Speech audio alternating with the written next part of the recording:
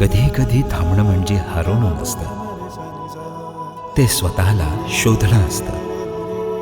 वेळ कधीच चुकीची नसते, ती फक्त आपल्याला योग्य बनवत असते.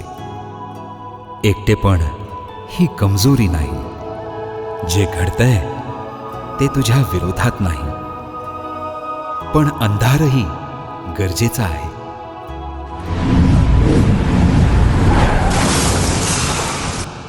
कारण अंधारातूनच प्रकाश जन्म घेतो. श्री स्वामी समर्थ, जय जय स्वामी समर्थ. श्री स्वामी समर्थ, जय जय स्वामी समर्थ.